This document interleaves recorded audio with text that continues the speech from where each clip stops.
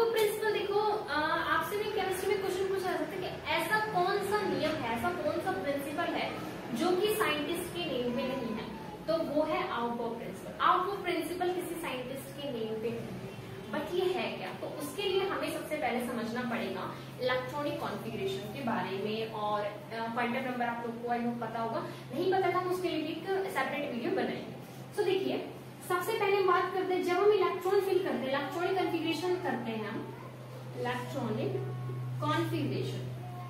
Electronic configuration का real meaning क्या होता है? इसका मीनिंग होता है हमारे पास कि इलेक्ट्रॉन्स को उसका सुटेबल शेल या फिर ऑर्बिटल के अंदर रखना, ठीक है, मेन चीज ये होती है। तो इलेक्ट्रॉनिक कॉन्फ़िगरेशन में हमें पता कैसे चलेगा कि कौन सा बंदा कहाँ रखा जाएगा, कौन सा इलेक्ट्रॉन किस शेल में, किस ऑर्बिटल में, किस सब ऑर्बिट में रखा जाएगा, वो सब चीजें हमें कैसे पता चलेगा। तो चलो आज हम इसी के बारे में बात करेंगे। तो देखिए, अपन क्या हुआ कि जैसे हमने K11 रूल पढ़ा, तो K11 रूल क्या हुआ, जब फेल हो गया तो हमारे पास रूल आया SPDF का, ठीक है, SPDF का। तो यहाँ पे एक चीज आपको सबसे मेन जो है वो याद रखनी है, वो है कि जब आप इलेक्ट्रॉनिक कॉन्फ़िगरेशन करेंगे तो आप याद रखिएगा सबसे फर्स्टली इलेक्ट्रॉन कहाँ फिल होगा, जिसकी एनर्जी कैसी होगी, लो होगी। सबसे पहले जो बंदा होगा वो किस में जाएगा, जिसका एनर्जी सबसे लो होगा। अब ये एनर्जी हम जानेंगे कैसे, तो energy is directly proportional to the n plus L. n क्या है हमारे पास, प्रिंसिपल क्वांटम नंबर, और l क्या है, एजीमुथल क्वांटम नंबर। जब इन दोनों के सम को हम करते हैं, कितना आया कितना गया, उसके अकॉर्डिंग हम एनर्जी को पता करते हैं। जितना ज्यादा हमारे पास इसका नंबर आएगा उतनी एनर्जी ज्यादा होगी, जितना कम आएगा उतनी एनर्जी कम होगी, ठीक है। सो अब देखिए, ये L और ये सब चीजें हमें पता कैसे चलेगी कि L क्या है, ये क्या है, SPDF के लिए क्या N होता है, क्या L होता है, इसके बारे में हम बात कर लेते हैं। सो देखिए, एक बताया मैंने L और एक बताया मैंने L, ठीक है। L अगर 0 होगा, N हमेशा 1, आपने सुना होगा इंटीजर 1 से स्टार्ट होता है ना, वैसे इंटीजर माइनस और प्लस दोनों होता है, बट अभी आप यहाँ पे याद रखिएगा कि जो N है ना वो 1 2 3 4 एंड आगे चलता रहता है। बट इसमें क्या होता है, L में 0 से स्टार्ट होता है, 1 2 3, क्लियर है।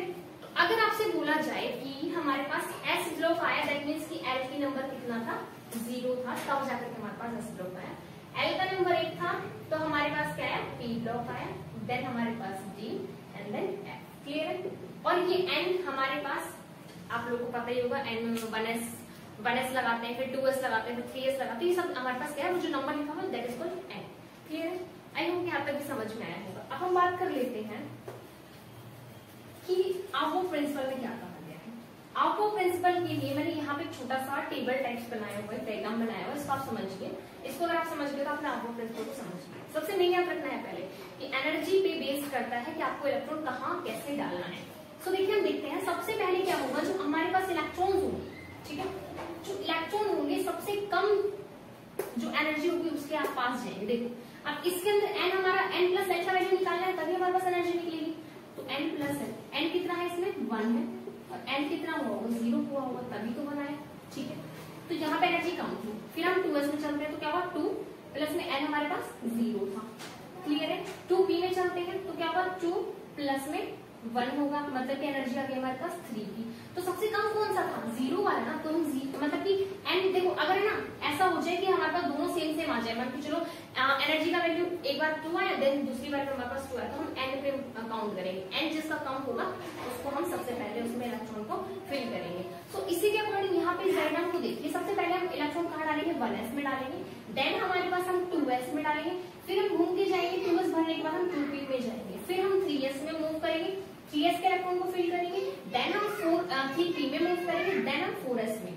इसी तरीके से हमारे पास अकॉर्डिंग टू दिस डायग्राम आपको मूव करना है, ठीक है। तो मैं एक तो एग्जांपल बताती हूँ आपको इसके लिए। तो चलिए एग्जांपल की तरफ, जैसे हमारे पास हाइड्रोजन है, ठीक है, हाइड्रोजन के पास आपको ये तो पता होगा ना कि जितने हमारे पास एटॉमिक नंबर होता है उतने ही नंबर ऑफ इलेक्ट्रॉन, उतने ही नंबर ऑफ प्रोटॉन होते हैं, ठीक है। सो कहानी की प्रोटॉन पे नहीं बेस करता, क्योंकि प्रोटॉन जो है ना वो न्यूक्लियस के अंदर ही रहता है, उसके लिए हमें नहीं चाहिए, बट इलेक्ट्रॉन्स को हमें रखने के लिए शेल्स की जरूरत पड़ी, ऑर्बिटल्स की जरूरत पड़ी, ठीक है। तो हाइड्रोजन एक नंबर पे आ रहा था, दैट मींस एक इलेक्ट्रॉन है, एक इलेक्ट्रॉन है, मतलब कि S हमारे पास, मैं एक चीज आपसे बात करूं कि S में कितने डब्बे होते हैं, एक डब्बा होता है, P में कितने डब्बे होते हैं, 3 डब्बे होते हैं, डी में कितना होता है भाई 5 होता है, 2 3 4 5। ऐसे ही एफ में कितना होता है 7 होता है, 1 2 3 4, ठीक है 7 होता है। तो देखिए 1 था, 1 क्या हुआ सबसे पहले में कहा जाना है 1s में जाना है, 1s में मूव किए, कितना इलेक्ट्रॉन था 1 इलेक्ट्रॉन था। एस में टोटल कितने इलेक्ट्रॉन आ सकते हैं 2 आ सकते हैं, डब्बे के मल्टीप्लाई 2, ठीक है 6, ऐसे 10 और ये यहाँ पे 14, ठीक है।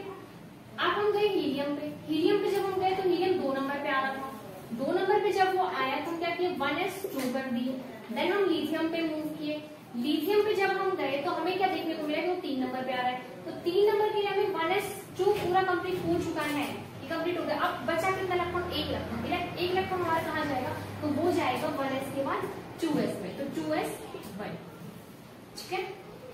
उसके बाद हम चलते हैं लिथियम बेरिलियम की तरफ। अब बेरिलियम की तरफ चले तो बेरिलियम आया 4 नंबर पे, बेरिलियम के लिए क्या होगा 1s2 2s2। अब एक और यहाँ पे ना कंडेंस्ड फॉर्म भी होता है इनका, क्या होता है कंडेंस्ड फॉर्म होता है इलेक्ट्रॉनिक कॉन्फ़िगरेशन का, जिसके अंदर हम क्या करते हैं कि जो नोबल गैसेस होती है उसकी इलेक्ट्रॉनिक कॉन्फ़िगरेशन को उसके सिंबल के साथ उसको हम मर्ज कर देते हैं। लाइक अगर मैं यहाँ पे क्या करती हूँ, एक एग्जाम्पल आपको बता देती हूँ इसके लिए। हीलियम हमारा नोबल गैस है, सबको पता है हीलियम हमारा नोबल गैस है। हीलियम कितने नंबर पे आता है 2 नंबर पे आता है, उसकी इलेक्ट्रॉनिक कॉन्फ़िगरेशन होती है 1s2, क्लियर। अब आपसे कोई बोले कि बोरोन की हमारे पास इलेक्ट्रॉनिक कॉन्फ़िगरेशन बताओ, तो बोरोन कितने नंबर पे आता है, बोरोन आता है 5 नंबर पे। 5 नंबर के लिए हम अगर प्रॉपर लिखेंगे तो क्या लिखेंगे हम 1s2 2s2 और 2s के बाद हम काम मूव करेंगे 2p पे मूव करेंगे, 2p1 2 4 और 1 5 इलेक्ट्रॉन कंप्लीट हो गए।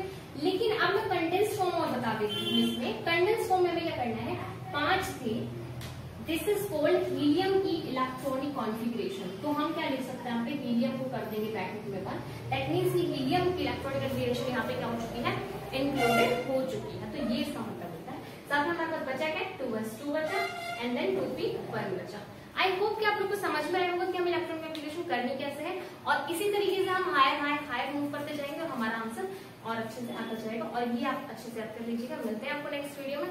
लाइक शेयर और सब्सक्राइब जरूर कीजिएगा, जितना हो सके ट्रायल ज्ञान को सपोर्ट कीजिएगा। मिलते हैं आपको नेक्स्ट वीडियो में।